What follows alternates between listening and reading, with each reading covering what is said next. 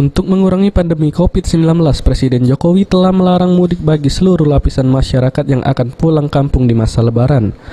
Protokol kesehatan akan diterapkan secara ketat menghadapi gelombang mudik di Palembang, mengingat jumlah pasien positif COVID-19 di Palembang yang telah diterapkan zona merah terus meningkat.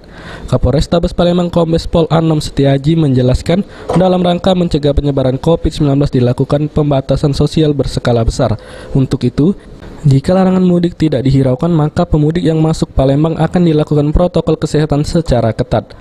Hal yang sama sebelumnya telah diterapkan kepada TKI dan ratusan santri yang pulang ke Sumatera Selatan beberapa waktu lalu. Mereka diperiksa terlebih dahulu di Rumah Sehat COVID-19 Wisma Atlet Jakabaring. Setelah dipastikan negatif, baru diperbolehkan pulang ke kampung halaman mereka masing-masing. Dalam rangka mengatasi mewabahnya virus, dilakukan pembatasan sosial. Mudik bagian daripada akan diatur dengan pembatasan sosial.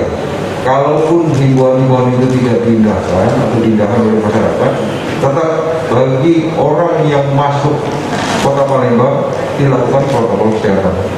Kemarin-kemarin sudah kita lakukan itu terhadap adanya santriwati dari pondok di Jawa datang ke Palembang juga dilakukan pemeriksaan.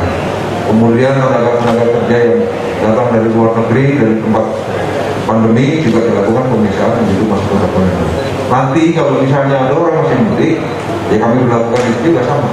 Tidak ada bedanya dengan orang yang dari tempat pandemi masuk ke Kota Palembang. Sebelumnya, Presiden Jokowi hanya menghimbau agar tidak pulang kampung. Namun, berdasarkan survei ternyata masih banyak yang akan mudik Lebaran. Untuk itu, pemerintah mengambil kebijakan yang lebih tegas melarang seluruh masyarakat untuk mudik. Dikhawatirkan para pemudik yang berasal dari daerah pandemi dapat menjadi medium penularan COVID-19 di desa-desa. Julius Lumban Gol, PAL TV.